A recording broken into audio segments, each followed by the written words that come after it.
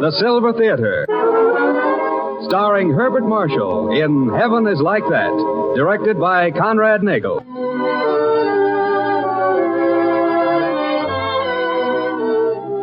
And here is our director, Conrad Nagel. Good afternoon, ladies and gentlemen.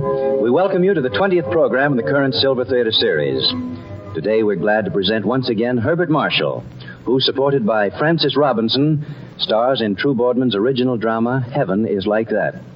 Many other brilliant stars will also appear on our stage soon. To mention a few, Douglas Fairbanks Jr., Paulette Goddard, Cary Grant, Humphrey Bogart, Edna Best, and Thomas Mitchell. At the end of our program today, I'll tell you which of them is to be our next guest. Now, there's just a moment before Silver Curtain goes up.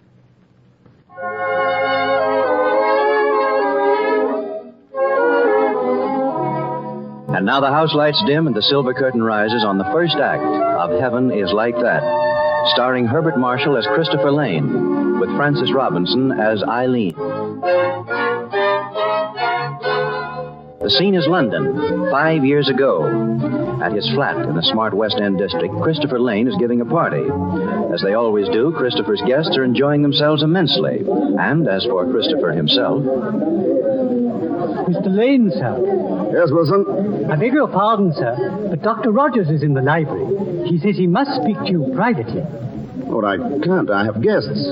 He said it was most important, sir. Oh, well. Excuse me, all of you. Rogers, old man. Hello, Chris. I thought you were going to ring me up the morning after I examined you. I'm sorry, Doctor, but there was no rush about it. I only bought the insurance in the first place because Freddie Tillman needs the business. You know, Chris, I'm serious. I've got to talk to you. All right, let's have it. In many ways, the medical profession has made great strides. You might even say we've accomplished miracles. In others... Yes? Well, we've failed. Thus far, that is. There are certain diseases that we've been unable to conquer. One of them is a very rare blood condition called leukemia. I've heard of it. Yes, then you've undoubtedly heard also that at least certain cases are incurable. Yes, I think I knew that. Yes, I read about... Wait a moment. You're not trying to say that I... That's just what I am trying to say, my boy. I don't believe it, as well as you are. Oh, well, I would have said so, too. But it so happens the blood tests don't lie. I'm terribly sorry, Chris. Believe me. What do you mean, there's nothing to be done? Naturally, we'll try treatments, but... How long? I want the truth. 1 year at most. More probably 10 months. 10 months. You drink, Rogers? No, Chris. And you shall neither. In your condition, it's most dangerous. I give you a toast. Chris. A little out of season, but still fitting. Very fitting. Dr. Rogers, I give you a Happy New Year.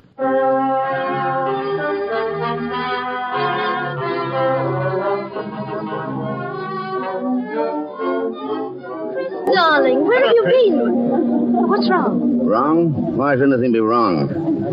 I'm going out, that's all. But your party... Hang the party, I'm going out. I happen to feel like walking. Alone. Any objections? But Chris...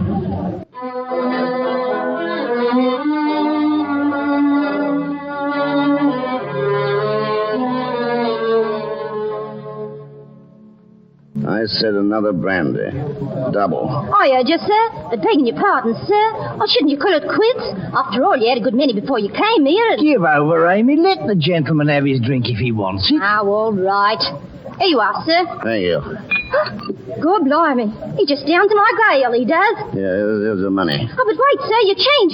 And how about a cab, sir? This ain't no part of London for a gentleman, sir. Especially a night like this and you unsteady like. Huh. Well, how do you like that? I likes it, Amy. I likes it. What are you up to, Davy? Nothing at all, Amy. Nothing at all. But did you see that wallet on him? Jerry, lad. Here, wake up. There's work for us this night.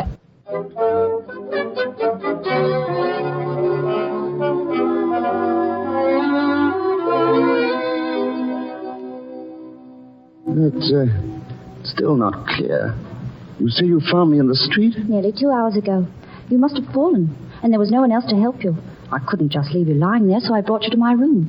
Drink more of that tea. But How did you get me up here? You came to enough to walk, with me helping you. And now if you'll excuse me, I'll get on with my packing. Who are you?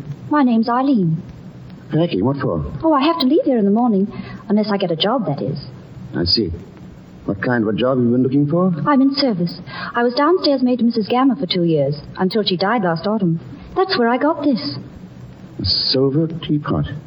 Mrs. Gamma gave it to you? Lord, no. I left it on the fire one day and burnt a hole in the bottom. She was frightfully angry and took full payment for it from my wages.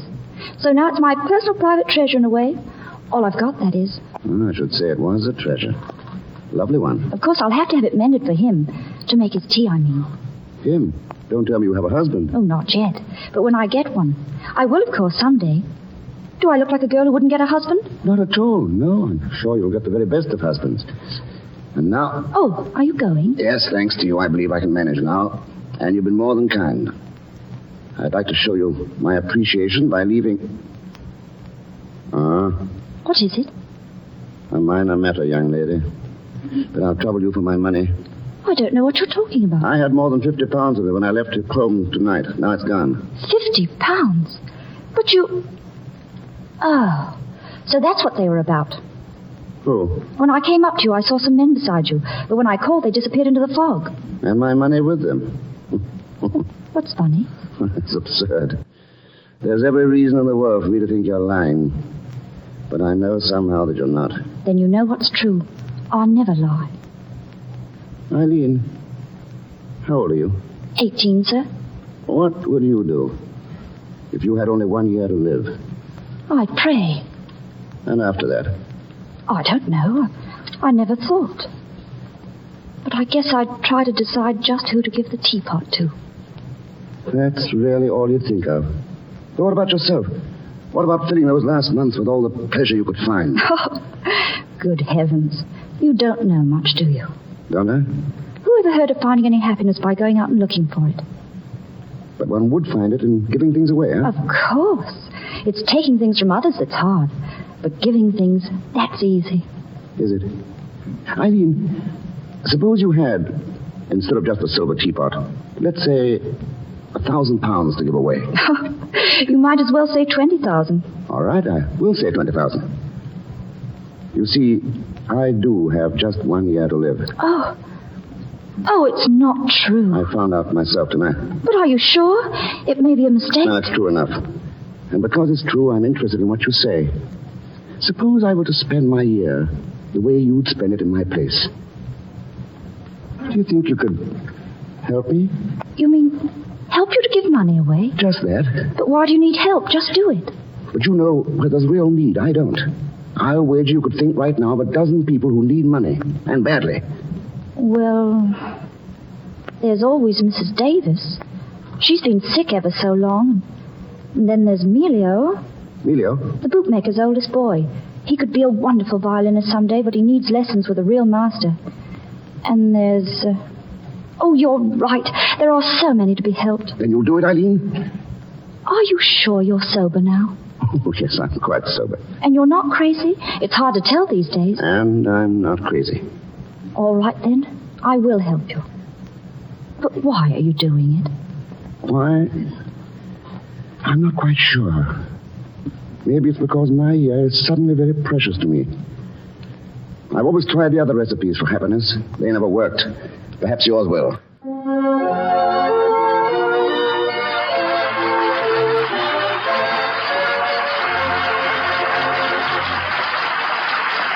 Well, ladies and gentlemen, we'd like to take advantage of this brief intermission.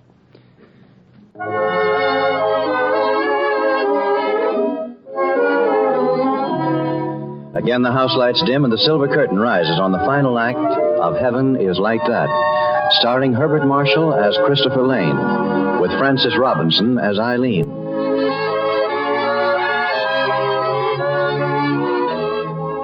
It's the following day, and just outside Christopher's bank in St. Martin's Place at the appointed hour... Well, here's the first installment. Take it, Eileen. 1,000 pounds. Actually, 1,000 pounds. And in my own hands. I suppose you've already planned how to dispose of it? Oh, yes, I have. It's 400 to Mrs. Davis, 300 for Melio. Never mind the details. I'm leaving that to you. Well, I'll bring receipts. It should be done by 4 o'clock. Good. Then I'll meet you at my flat. Oh, but I couldn't do that. No? It would hardly be proper, sir. At your room, then? That's not much better. Oh, I see. Well, where can you suggest, considering all the proprieties, I mean? There's always a public park. Hyde Park, for instance, near Marble Arch. Hyde Park near Marble Arch it is. 4 o'clock. Very good, sir. And look, my name's Christopher Lane. Yes, Mr. Lane. Christopher? Yes, Mr. Christopher. Right, you win. Goodbye, Eileen. Till 4 o'clock.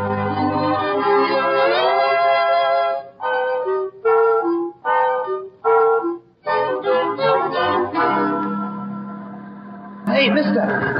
Yeah? Would you be Mr. Christopher Lane, sir? Yes, I'm Christopher Lane. Well, a girl told me to give you this. Thank you. Oh. Oh, I say, have I been fetching all that money and without even knowing it?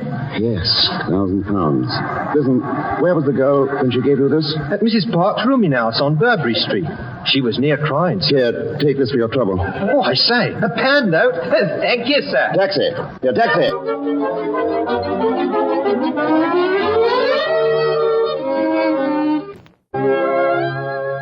There was no need for you to come. I sent you back the money. Why? That's what I want to know. Eileen, you're crying. And suppose I am. A girl has a right to cry if she wants to. Certainly, but she usually has a reason as well. Do you want to tell me? No. Then perhaps I can tell you. Your friends wouldn't take the money. You were so anxious to give them. How did you know? Oh, Mr. Christopher, I don't understand it. Mrs. Davis was all of a sudden angry when I offered her share. She said whatever gave me the idea that she would take charity. But surely you didn't stop at Mrs. Davis? Emilio's father said I must have stolen the money. Oh. How can you laugh? I've ruined everything. I wouldn't say it was quite as bad as that. You've just overlooked one thing. The snobbery of the very poor. It's infinitely stronger than the snobbery of the very rich. But what can we do if people won't take help when it's offered to them? We can masquerade it, Eileen. We can make it look like Providence. And there's no one so poor he doesn't still believe in Providence. How do you mean? I suppose you leave that part of it to me. Oh, very well, Mr. Christopher. Look, you couldn't call me just plain Christopher. Oh, no, sir. It would hardly be proper with my being in service and you a gentleman. All right. But you will go through with our bargain now? I don't know. Or something else? Yes. What is it? I don't think I could stand it. Stand what? Well, you know how it is when you're around someone a good deal, even just working with them. You get attached to them, in a respectful sort of way, I mean. And you're afraid you'd get attached to me? I couldn't help it. And then to see you day after day, always knowing in my heart you were only waiting for... I couldn't. You mean it's my dying that you're afraid of? Not just the dying, but after. If we just knew what was beyond, it might be different. But I do know. And because I know, I'm not afraid. You really know? Tell me, what's it like? Like... Eileen, when in all your life were you the happiest? In all my life? Well, I suppose it was the summer Mrs. Gamma took a country house. In Devonshire it was. I know Devonshire. Then you must know what I mean. The soft green rolling hills and the valleys in between with primroses and daffodils in bloom. And the houses, almost like they were painted against the sky. Well, Eileen, it's very much like that. You mean after? Yes. You see, most people never realize that what we call heaven is really our fondest memories recaptured and our secret hopes all realized. And so I'm sure that in your heaven, there are the rolling hills, the valleys filled with flowers, even the painted houses against the sky, and in every house, a whole row of shining silver teapots. But you say that's heaven for me. What about yours? Mine. It's very much the same.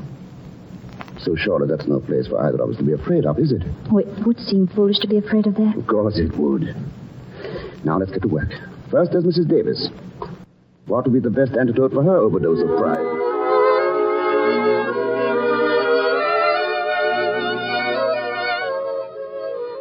Mrs. Davis, you had, I believe, a cousin, Melissa, who went to Australia some 30 years ago. Melissa? Oh, well, I'm not sure now. I've had a good mess of cousins in my time. My father was one of 11 children, you know. Yes, very interesting. The point is, Mrs. Davis, it is my duty as a member of the firm of Moore, Scantlebury and Coote to inform you that your cousin died in Australia and left you the sum of, £397, 9 shillings and 6 pence. Oh, merciful heaven. You don't mean it. I do mean it. Oh, poor dear Melinda. Melissa. Oh. And here is the bequest in cash.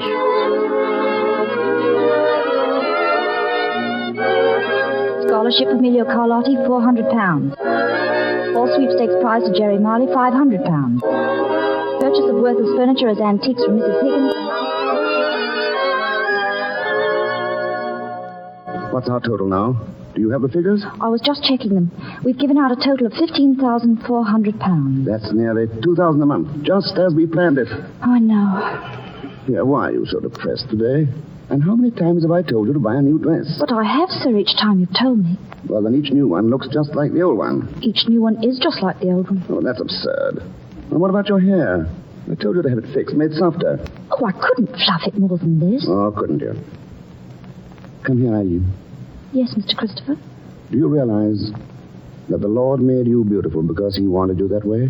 Did he, sir? Now, tomorrow I want your hair done properly. Do you understand? That's an order. I'll try. And you'll also try to walk more gracefully. Yeah, I know. Hand me that book. This one? Mm-hmm. Now, hold it there, on top of your head. Like this? Must I? Yes. Now, walk across the room. Keep your back straight. Go on. No. No? It just happens, Mr. Christopher, that I saw that movie, too. Movie? Yes, Pygmalion. Oh. And if you have the idea of making a lady out of me, you're wasting your time. But you are a lady in everything that matters. I'm not. I'm a servant girl, and I know my place. What's England coming to if people keep trying to push out of their own class? Maybe class distinctions aren't as important now as they used to be. They are to me. Eileen, listen to me. For months now I've wanted to tell you. Mr. Christopher, we have work to do. Hadn't we better get back to it?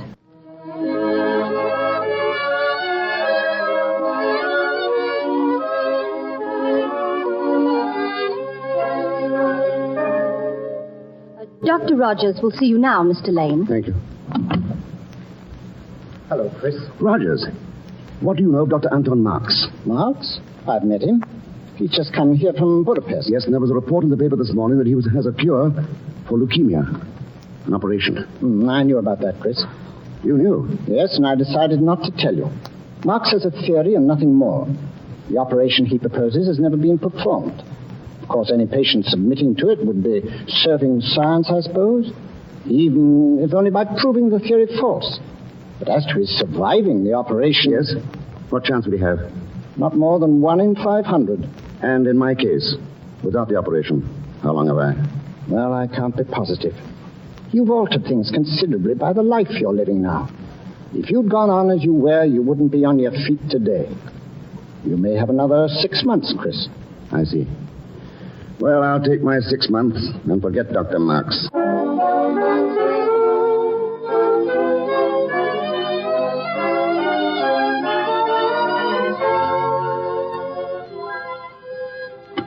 Good evening. Well, you did wear the dress. You said I had to. What's happening? You'll see. I finished the accounts. It's all spent. Good. That means our job is done. I know. Eileen, come here. Well? Look. A dinner party? But there are only 2 places. Have you forgotten what night this is? What night? Our anniversary, Eileen. It was a year ago tonight that you discovered me in Burberry Street. And there's another reason. I wanted to give you this. What is it? A deed. A deed to a farm in Devonshire. Green rolling hills with flowers in the valleys. And just one house that looks painted against the sky. But you shouldn't have done it. Why should I give to everyone else and not to the one person who taught me the real joy of giving?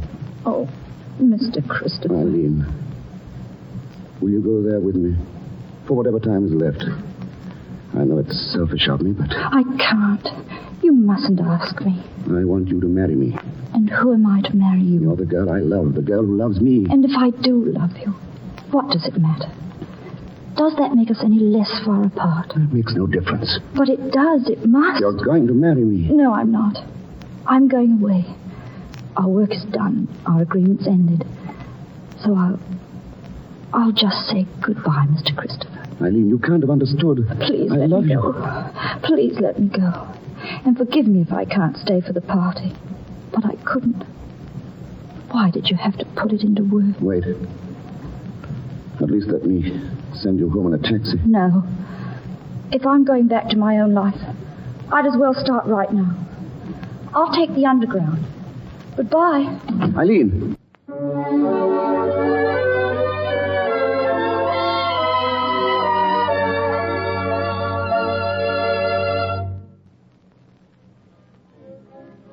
Pardon me, sir, but wouldn't you like more light in here? No, and turn off that radio, will you? You still wouldn't care for a little supper, sir? No, just leave me alone. This program to bring a sir. special news announcement. A serious accident occurred in the London Underground less than an hour ago. Wait, don't turn that An off. unknown number of persons are dead and scores injured in the crash near Burberry Street Station. Burberry Street? Further details Mr. will be Lane, sir. broadcast as soon as... What's wrong?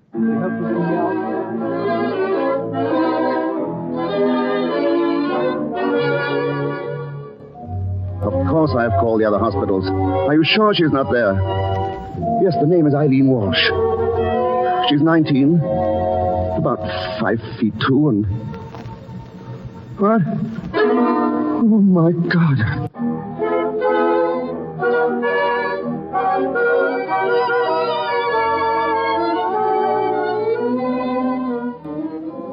And we've done everything possible, Mr. Lane. But with a spinal fracture, well... There's no hope at all. I'm sorry. I may go in now? Certainly. Eileen. Oh, Mr. Christopher. Now I really have spoiled the anniversary, haven't I? Funny, too. I ran to catch that train. Eileen. Yes, Surely it doesn't matter now. matter. The gentleman and the servant girl. That couldn't make a difference at a time like this. I don't suppose it could. I do love you, Eileen. So much.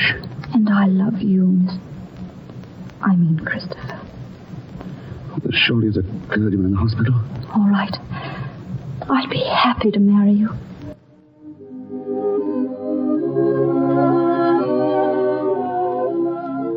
And whom God hath joined together, let no man put asunder. Thank you, Father. Eileen. About the teapot. You'd better give it to some girl who's not married. I will. And have it mended so she can make tea for her man when she finds him. I'll have it mended. Christopher, Yes. would you tell me once again Tell you? what it's like after? The green hills and the meadows and the houses like they were painted against the sky. Because what we call heaven is really our fondest memories recaptured. Our secret hopes all realized. And that's nothing to be afraid of because... Eileen. Goodbye, my darling.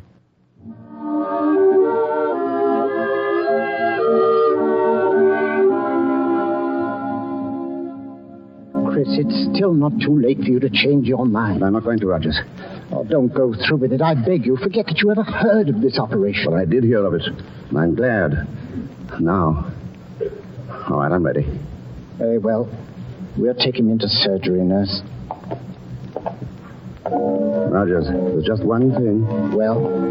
The chances of my coming through this little session. What did you say they were? 1 in 500. Can't you make it 1 in 1,000?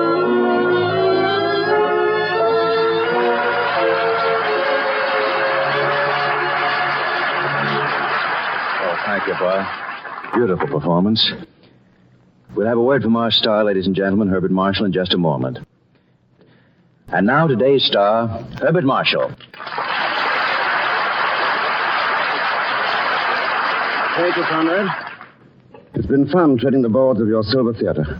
And I'd like to bow in the direction of Miss Frances Robinson, who's really a grand little trooper. We ought to award her a medal or something. And now I've got to be off. Thanks for everything, and I hope we get together again real soon. Goodbye. Goodbye, Bart. We'd love to have you back again. Well, ladies and gentlemen, this is Conrad Nagel bidding you all good evening and thank you. Original music on today's program was composed and conducted by Felix Mills. This is Dick Joy speaking. This is the Columbia Broadcasting System.